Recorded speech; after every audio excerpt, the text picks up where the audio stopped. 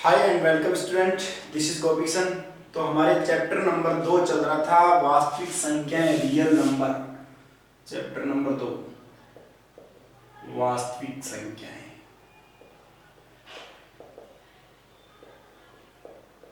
इसमें आज हम 2.1 करेंगे।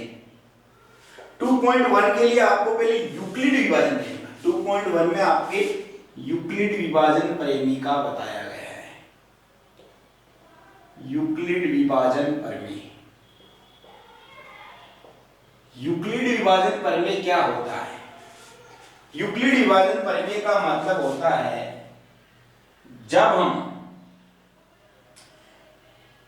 किसी भाज्य संख्या के अंदर भाजक का भाग देते हैं तो जो प्राप्त होता है उसको हम बोलते हैं भागफल, और जो हमारे बचेगा रिमाइंडर उसको हम बोलेंगे शेषफल। मतलब इसका मतलब क्या होता है, जैसे देखिए इसमें में एक संख्या है आपके 16 या ऐसी संख्या ले ली मैंने 15 को 2 से मैं डिवाइड कर रहा हूं तो 15 हमारे यहां पर क्या हुई? भाज्य संख्या। 2 कौन सी संख्या हुई? भाजक संख्या। 2 का 15 में भाग देंगे हम, 7 टाइम जाएगा और 14 1 बचेगा। ये क्या हुआ? शेषफल। ये क्या हुआ? भागफल। और ये क्या हुआ? भाजक। और ये हुआ भाज्य। तो यहां पर 15 को मैं और किस प्रकार से लिख सकता हूं? मैं इस 15 को लिख सकता हूं 15 बराबर 7 और 2 का 2 × 7 और प्लस शेषफल। देखो 2 और 7 का गुणा 14 प्लस 1 15 हुआ कि नहीं हुआ? मतलब ये क्या था? 15 क्या था? भाज्य था, बराबर 2 क्या था? भाजक था। 7 क्या था? भागफल था, ये भाग। और प्लस 1 क्या था यहां पर? शेषफल। और यही हमारा यूक्लिड विभाजन परिमेय कि भाज्य को हम भाजक इंटू भागफल प्लस शेषफल से दर्शाते हैं। यही हमारा यूक्लिड विभाजन परिमेय। और यहां पर एक शेषफल की बात आती है आपकी। शेषफल शेषफल हमेशा ही जिसका भाग देते हैं भाजक, शेषफल हमेशा भाजक से छोटा आता है। शेषफल हमेशा छोटा का आएगा किससे? भाजक से। और शेषफल हमेशा बड़ा होगा 0 से। या तो 0 हो सकता है या उससे बड़ा हो सकता है शेषफल, या क्या होगा? भाजक से छोटा। मतलब अगर 2 का भाग दे रहे हैं तो 2 से आपके बड़ा शेषफल नहीं आ सकता। 2 से छोटा आएगा शेषफल, 1 आ सकता, 2 शेषफल आ जाएगा, 2 का भाग ही चला जाएगा उसको। अगर 3 का भाग दे रहे हैं तो शेषफल आ सकता है 0 आ सकता है, 1 आ सकता है, 2 आ सकता है। 4 का अगर हम भाग देते हैं तो शेषफल 0 1 2 3 आ सकता है। ये आपके तो देखिए यूक्लिड विभाजन परिमेय, इसमें हम भाज्य को ऐसे दर्शाते हैं, या ऐसे लिख दो यूक्लिड विभाजन परिमेय भाज्य बराबर भाजक इंटू भागफल प्लस शेषफल। या हम इसको सीधा दर्शाते हैं, भाज्य को बोल रहे हैं हम a, भाजक b। यदि a में किसी संख्या b का भाग दें तो शेषफल क्या आता है? सॉरी भागफल प्राप्त होता है। यहां पर देखिएगा, इसको हम इस प्रकार से डिनोट कर सकते हैं। यदि a में किसी भाज्य संख्या a में भाजक b का भाग दिया जाए तो भागफल q प्राप्त होता है, और जो बचता है उसको हम शेषफल r बोल देते हैं। तो a बराबर bq प्लस शेषफल आएगा r। a बराबर bq प्लस r। ये हमारा यूक्लिड विभाजन परिमेय होता है, जहां वेर आपका ये शेषफल है वो 0 से बड़ा होगा या बराबर होगा, तथा भाजक b से क्या होगा? 0 is less than equal to r is less than b, ये से होगा। तो ये आपका यूक्लिड विभाजन परिमेय होता है a बराबर bq प्लस r, जहां a भाज्य है, b भाजक है, q भागफल है और r शेषफल है। इस प्रकार से। और ध्यान रहे कि आपके शेषफल हमेशा ही या तो आपके इस भाजक से छोटा आएगा या 0 से बड़ा आएगा। 0 is less than equal to r is less than b, ये आएगा। तो ये हमारा यूक्लिड विभाजन परिमेय मैंने शॉर्ट रूप से बताया है, भाज्य बराबर भाजक इंटू भागफल प्लस शेषफल। अब इस यूक्लिड विभाजन परिमेय पे अलग अलग 2.1 में क्वेश्चन है, हम उन क्वेश्चनों को देखते हैं। देखिए सबसे पहले क्वेश्चन नंबर 1 किस प्रकार का है।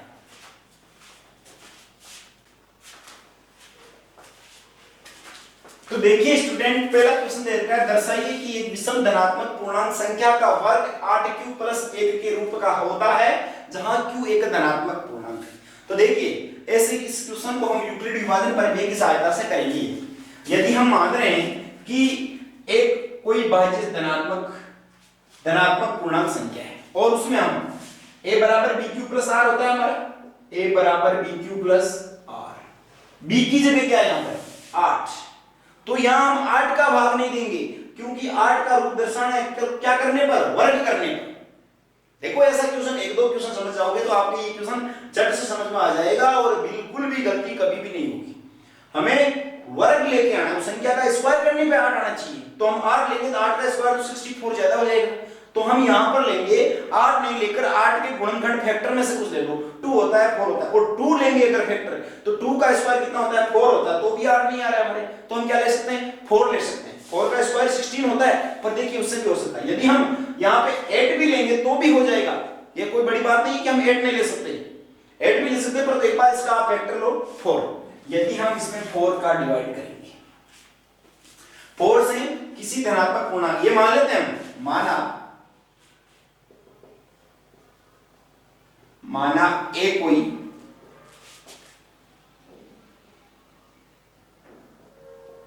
धनात्मक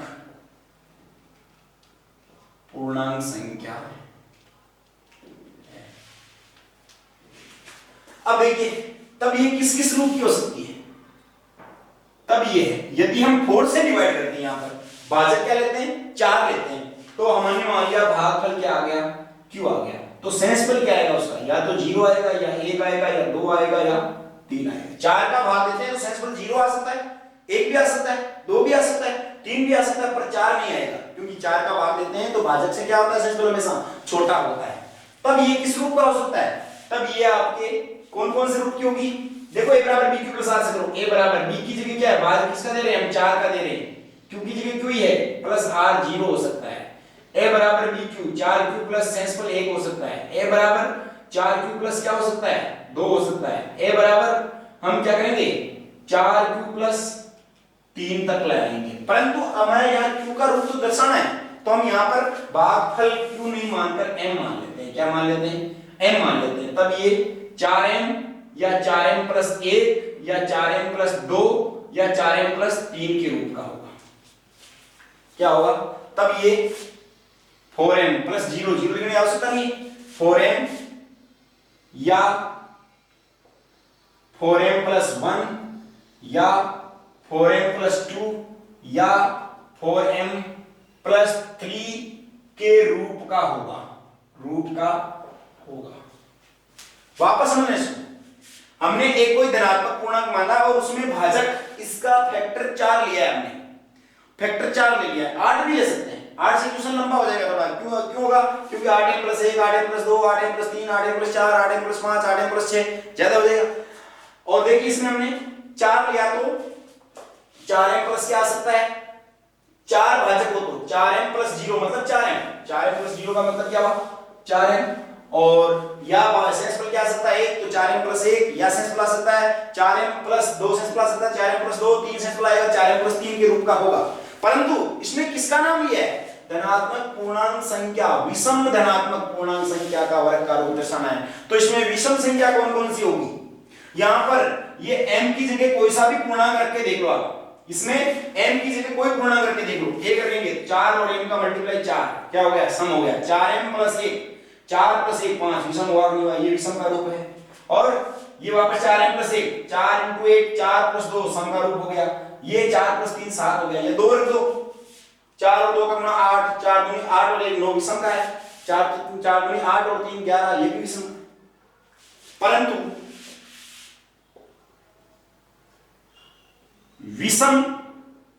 विषम का पूछा तो विषम लेंगे हम, विषम धनात्मक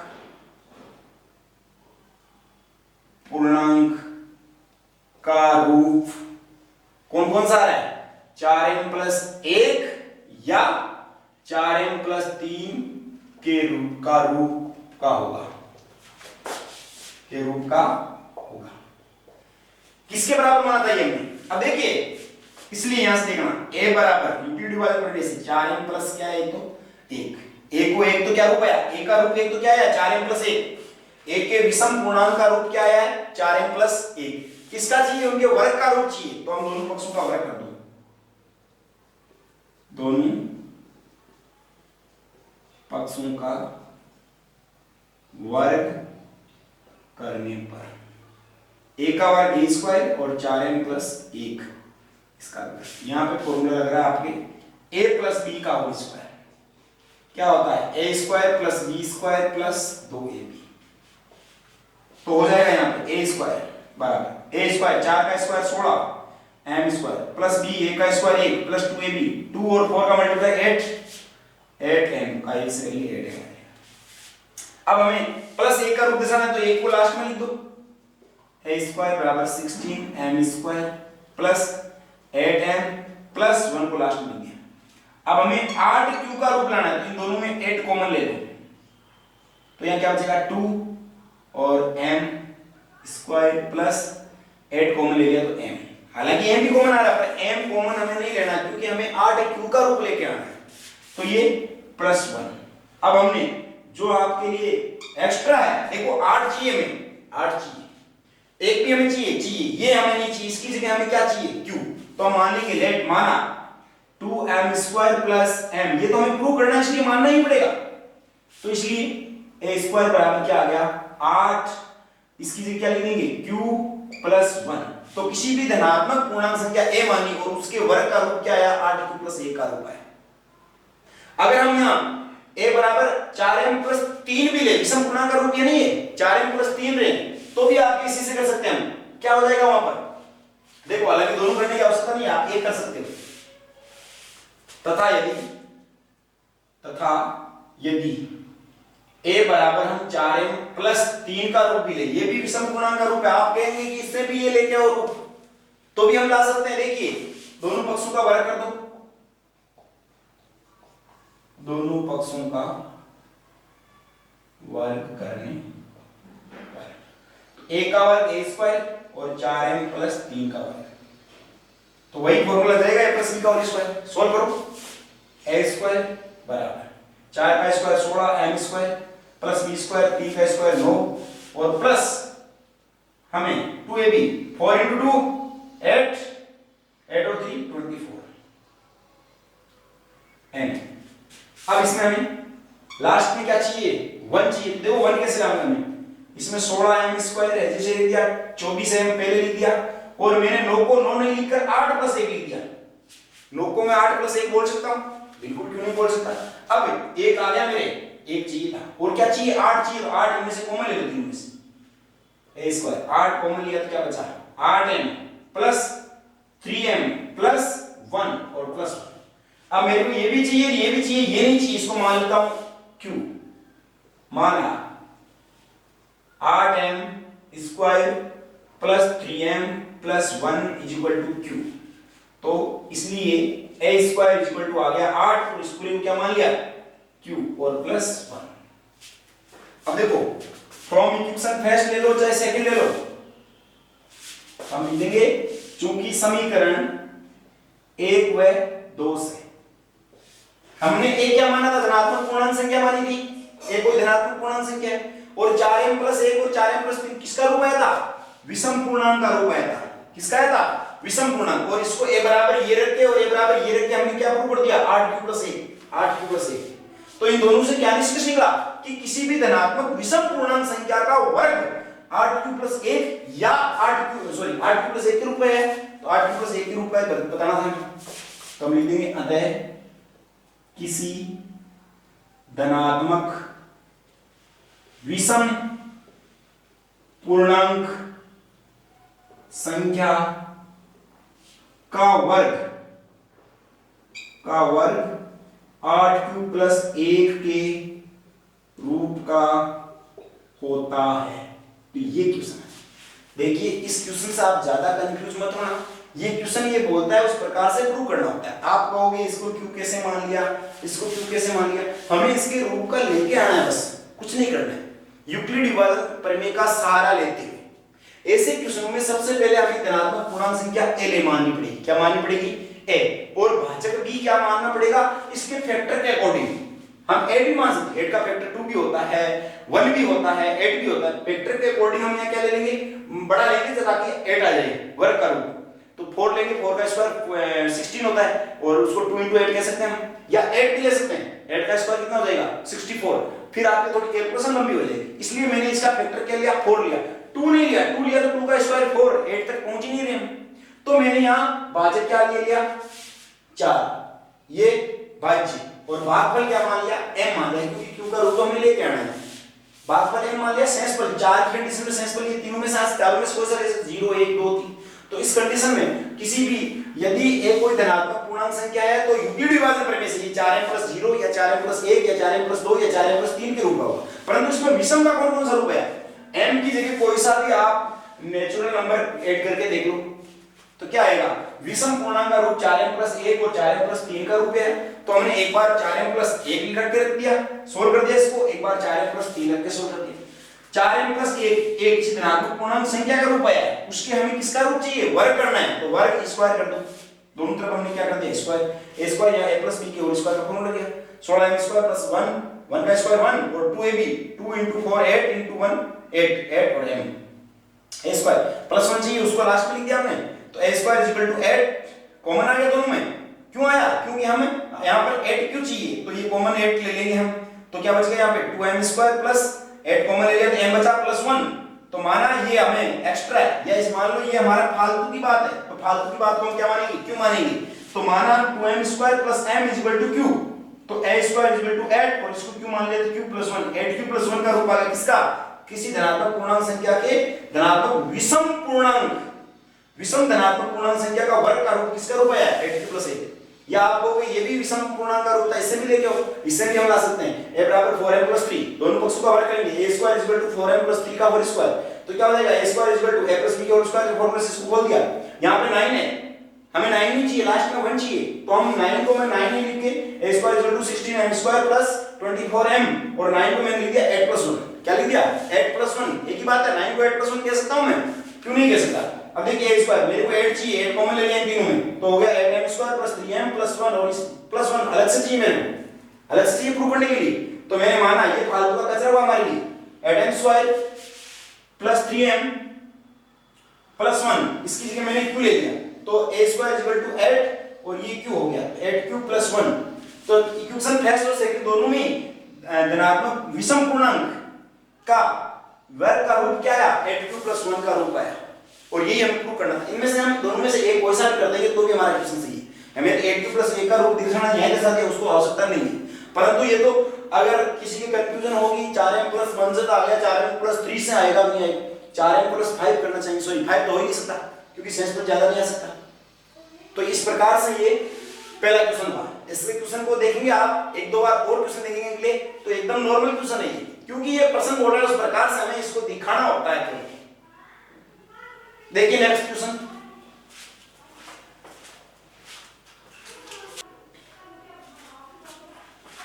देखिए क्वेश्चन नंबर 2, यूक्लिड विभाजन प्रेमिका द्वारा दर्शाइए कि किसी धनात्मक पूर्णांक संख्या का घन log या log + 1 या log + 1 के रूप का होता है।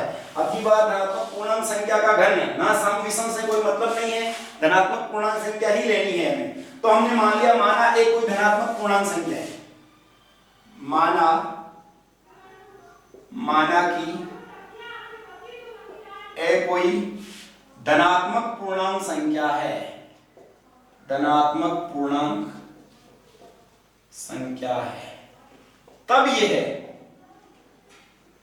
9 का फैक्टर 3 होता है, 9 भी होता है, तो मैं 3 लेके देखता हूं। जब a में हम 9 का फैक्टर 3 का डिवाइड करेंगे, ये भाजक, तब आपके भागफल मान लिया m प्राप्त हुआ और शेषफल क्या प्राप्त हो सकता है 0 1 2। तो संख्या का रूप क्या आ सकता है 3m + 0, 3m + 1 या 3m + 2, ये रूप आ सकता है किससे, यूक्लिड विभाजन प्रमेय से। a = bq + r होता ना, और वो ये आपके भाज्य संख्या a थी, bq + r 0 था तो 3m हो गया। तो हम मान सकते हैं तब ये किस रूप का हो सकता है, तब ये 3m या 3m + 1 या 3m + 2 के रूप का होगा। ये ले लिया हमने, माना कि ये कोई धनात्मक पूर्णांक संख्या है, तब ये किस रूप की होगी, या तो 3m + 3m + 1 या 3m + 2 के रूप की होगी। अरे यूक्लिड डिवाइडर पहले यूज किया है, आप ये समझ सोचना कि ये कहां से आया। मैंने इसका फैक्टर ले लिया 3, गुणनखंड 3 होता है ना, इसका गुणनखंड 1, तो छोटे गुणनखंड से हमेशा ही आसान होता है, और क्योंकि इसका क्यूब करेंगे तो भी आपके 9 से ऊपर ही चला जाएगा। इसलिए पिछली वाले में तो 2 इसलिए लिया था कि 2 का स्क्वायर करने पर वहां वर्ग का रूप था, 2 का स्क्वायर 8 तक पहुंच नहीं रहा था, इसलिए तो यहां पर 3 का क्यूब 9 से ऊपर जा रहा है, कोई दिक्कत नहीं। देखिए इसमें 3m प्लस सेंसिबल 0 आया, यहां सेंसिबल 1 आया, यहां +2 आया, सेंसिबल 3 तो आ ही नहीं सकता, 3 का भाग देते हैं, ये भाजक की तो होती है, 3 का भाग देते हैं तो सेंसिबल 3 नहीं आ सकता, 3 से छोटा छोटा आएगा, 0 1 2 3 ले लिया हमने। तो देखिए इसमें सबसे पहले संख्या का रूप क्या बताया हमने, a बराबर 3m लिया, a बराबर क्या लिया 3m, और उसका किसका रूप बताना है हमें, घन का रूप बताना है। तो दोनों तरफ क्या कर दो, क्यूब कर दो, दोनों पक्षों का घन करने पर, घन करने पर a का घन a क्यूब, 3m का भी घन कर दो, a क्यूब = 3 का क्यूब 27 और m का क्यूब m क्यूब। 27 को मेरे को कौन सा रूप चाहिए, 9 क्यूब का चाहिए, तो 27 को मैं 9 के रूप में लिखता हूं, 9 × 3 लिख सकता हूं इसको, और m क्यूब का m क्यूब। मेरे को ये चाहिए और ये नहीं चाहिए, तो इस फालतू का कचरा हुआ, उसको क्या माना मैंने, क्यों माना 3m³ = q। तो देखिए अब a क्यूब का रूप क्या आ गया 9, और इसको क्या मान लिया था, q मान लिया था, q। तो देखिए किसी धनात्मक पूर्णांक संख्या का घन का रूप क्या आ गया, 9q आ गया, पहला तो आ गया। अब दूसरी संख्या ले लो, a बराबर 3m से कर लिया, अब करेंगे a बराबर 3m + 1 से, फिर लिखेंगे a बराबर 3m + 1, घन का रूप चाहिए हमें, तो घन कर दो, घन करने पर a का घन a क्यूब बराबर 3m + 1 का भी घन करेंगे। अब हमें a + b के होल क्यूब का फॉर्मूला आना चाहिए आगे सोल्व करने के लिए। क्या होता है, a³ + b³ + 3a² b + 3ab²। आपने पढ़ा होगा 3ab ब्रैकेट a + b, मैंने ब्रैकेट को खोल के कर दिया इसमें। तो देखिए क्या हुआ यहाँ पे, a³, सबसे पहले a का क्यूब 3 का क्यूब 27 और m का cube m cube, plus b का क्यूब 1 का क्यूब 1, और प्लस 3 × a², 3 का स्क्वायर 9 और m का स्क्वायर m², इंटू b का क्यूब, प्लस 3 × a कितना है 3m, इंटू b², 1 का स्क्वायर 1। कैलकुलेशन थोड़ी सीधी लिखी है मैंने, a³ = 27m³। ये 1 कहां चाहिए मेरे को, तो लास्ट में चाहिए, तो इसको 1 को मैं लास्ट में लिखूंगा, इसको इधर वालों को ऐड करूं, 9 और 3 27m², इसका 1 से रहेगा ये, प्लस 3 और 3 9m, इसका 1 से रहेगा ये, और इस +1 को लिख दिया लास्ट में। अब मेरे को +1 तो चाहिए, और क्या चाहिए 9 चाहिए, तो 9 + 1 को छोड़ के इनमें से क्या ले लेंगे, कॉमन ले लेंगे, a³ = 9 कॉमन ले लिया, तो यहाँ बचा 3m³ + 3m² + m और +1। अब इसको मान लेंगे, माना 3m³ + 3m² + m = q। इसको क्या मान लिया, q। ये हमारे लिए ये नहीं चाहिए, तो इसको q मान लिया। तभी किस रूप का आ गया, किसी धनात्मक पूर्णांक संख्या घन का रूप 9, और इसको क्या मान लिया, q, 9q + 1। ये इक्वेशन नंबर 2, इक्वेशन नंबर 2 से 9q + 1 का रूप ही आ गया। अब 9q + 8 का लेके आना, तो a बराबर हमने 3m लेके गया, 3m + 1 लेके देंगे, अब 3m + क्या लेके देंगे, हम 2 लेंगे, एवं a बराबर 3m + 2 लेने पर हमें घन का रूप चाहिए, तो घन कर दो दोनों पर, घन करने पर a का घन a³ और 3m + 2, और फॉर्मूला q का आता ही है, यही फॉर्मूला हो जाएगा, a³ = 3 का 27 m³ + b³ 2 का क्यूब 8 होता है, प्लस 3ab 3 × a², 3 का स्क्वायर 9m² इंटू 2 लिखो, 3ab करना है, प्लस 3ab², 3 × a क्या है 3m इंटू b का स्क्वायर 2 का स्क्वायर 4। कैलकुलेशन सीधी कर रहा हूं, थोड़ी सी ध्यान रखना, a³ 27m³ ये मेरे को 8 कहां चाहिए, लास्ट में चाहिए, लास्ट में लिखूंगा इसको, प्लस 9 और 3 का मल्टीप्लाई 27 और 2 का 54, प्लस 3399436m और इस 8 को कहाँ लिख दिया, लास्ट में लिख दिया। अब मेरे को क्या चाहिए, 8 तो चाहिए और 9 चाहिए, तो 9 इन तीनों में से हम कॉमन ले लूंगा, 9 कॉमन ले लिया तो यहाँ बचा 3m³ प्लस 9 का भाग 54 में 6m² प्लस 36 में 4m प्लस 8। ये मेरे लिए फालतू का हुआ तो उसको क्या मान लूंगा मैं, q माना 3m³ plus 6m² plus 4m बराबर q, इसलिए आपके आ गया a³ बराबर 9, इसको क्यों माना तो q प्लस 8। ये समीकरण 1, 2 और 3 से किसी धनात्मक संख्या के घन का रूप 9q या 9q प्लस 1 या 9q प्लस 8 के रूप का आया नहीं है, हम लिखेंगे यहाँ नीचे लिख देंगे आराम से, या साइड में लिख दो।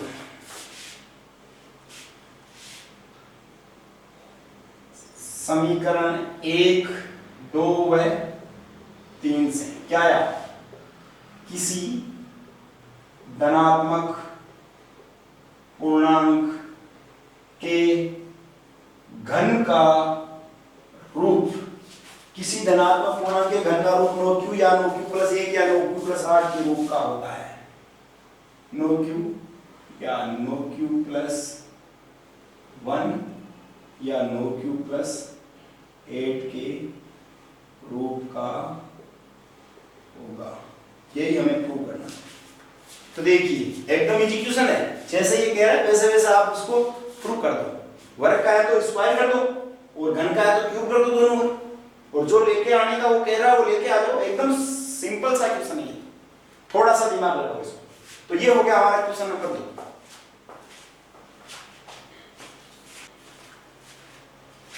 तो देखिए स्टूडेंट क्वेश्चन नंबर 3 क्या कह रहा है, दर्शाइए कि किसी धनात्मक विषम पूर्णांक संख्या को 6q + 1 6q + 3 6q + 5 के रूप में व्यक्त किया जा सकता है, जहां q कोई धनात्मक पूर्णांक है। देखना इसमें ना तो वर्ग करना है ना घन करना है, संख्या का रूप ही चाहिए। तो इसमें माना a कोई धनात्मक पूर्णांक है, देखना इसको थोड़ा सा ध्यान देना इसमें। माना a कोई धनात्मक पूर्णांक संख्या है, तब यह है, यहां पर अपनी बार a में हम डिवाइड करेंगे, किसका डिवाइड, अपनी बार वर्ग नहीं करना है तो 6 चाहिए तो 6 ही लेना पड़ेगा फैक्टर।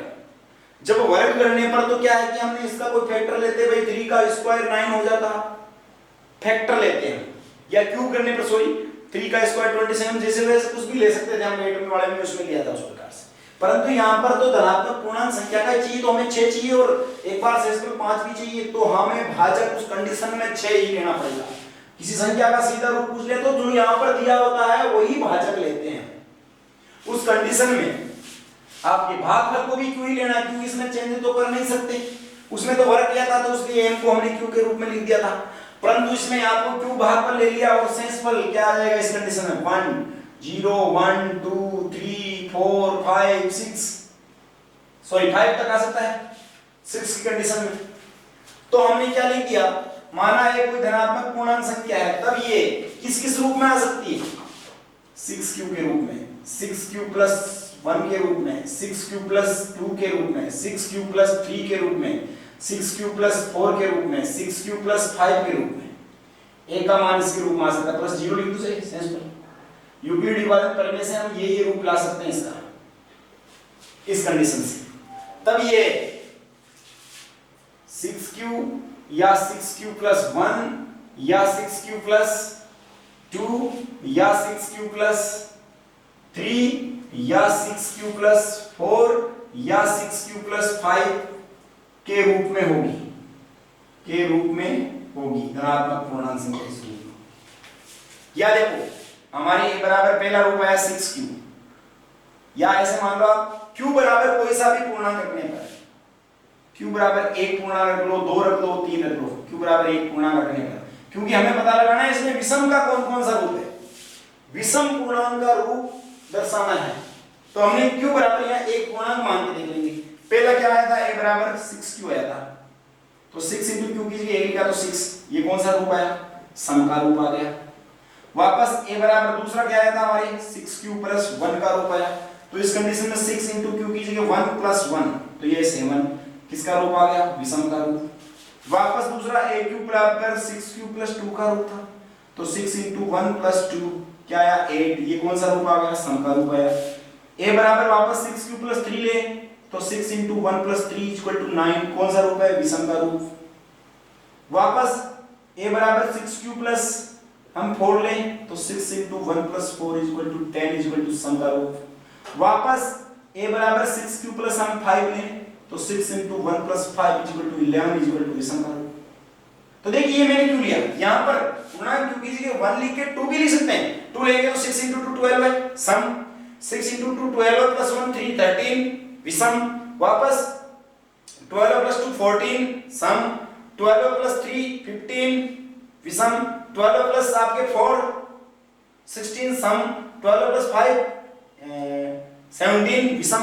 यही आएगा, 3 ले लो वापस, 6 इंटू 3 18 सम, 18 प्लस 1 19 विषम, 18 प्लस 2 20 सम, 18 प्लस 3 21 विषम, 18 प्लस 4 22 सम, 18 प्लस 5 23 विषम। यही आएगा, कोई सा भी पूर्णांक ले लो। अब मैंने यहाँ q बराबर एक पूर्णांक क्यों लिया, तो मेरे को पता लगाने के लिए कि यहाँ पर सम का रूप कौन सा है और विषम का रूप कौन सा है, तो हम यहाँ पे सीधा लिख देंगे, आता है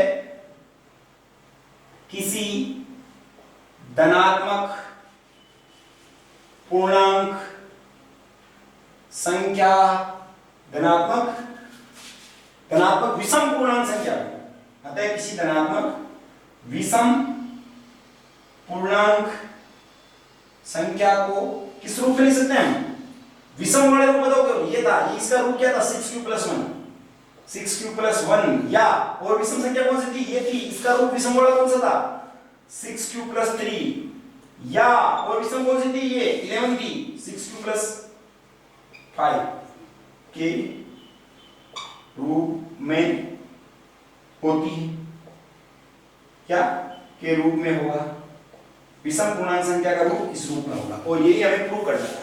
यहां पर यदि सम का पूछ लेता हो तो हम लिखते हैं किसी धनात्मक सम पूर्णांक संख्या को किस रूप में दर्शा सकते हैं, सम वाला ये था 6q या 6q प्लस 2, ये भी सम का था, ये भी सम का 6q प्लस 4 के रूप में होगा।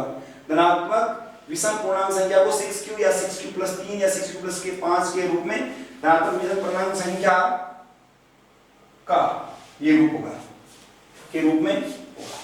सम का आता तो 6q या 6q प्लस 2 या 6q प्लस 4 हो जाता है। तो ये क्वेश्चन एकदम इजी क्वेश्चन है, जैसे वो बोलता है वैसे हमें प्रूव करके दिखाना है। यहाँ पे हम भाजक भी किसी कंडीशन से लेते हैं, यदि केवल संख्या का रूप पूछ सकते हैं तो भाजक भी यही लेते हैं, वर्ग का या आपके घन का रूप पूछ सकते हैं, हमारे अकॉर्डिंग हमारी सुविधा के अनुसार हम इसका कोई सा भी फैक्टर लेते हैं और हमारा क्वेश्चन आगे सोल्व हो जाता है। ज्यादा हार्ड नहीं है, नॉर्मल क्वेश्चन है, तो देखना इसको अच्छे से। ओके, और इसके टाइप के एग्जाम्पल जितने भी एग्जाम्पल को भी देखना इसी प्रकार से हो जाएंगे। एग्जाम्पल से हम इसी प्रकार से होता है, किसी में वर्ग का रूप पूछ सकता है, किसी में घन का पूछ सकता है, या किसी धनात्मक पूर्णांक संख्या के सम का रूप पूछ सकता है। सम का होगा तो समवाड़ा बता देंगे, विषम का होगा तो विषम वाड़ा, इसी प्रकार से होंगे। इन तीन क्वेश्चन के टाइप का आएंगे, अगर एग्जाम्पल में है तो इन्हीं तीन टाइप के, या तो पूर्णांक संख्या का रूप पूछेगा, या सम का रूप, या विषम का, ये बता दिया आपको, और वर्ग का रूप भी बता दिया आपको, और घन का रूप भी बता दिया। तो इस प्रकार से आप उनको भी देखना, एग्जाम्पल्स को भी, और हो जाएगा इस प्रकार का क्वेश्चन, बिल्कुल आसान क्वेश्चन आएगा।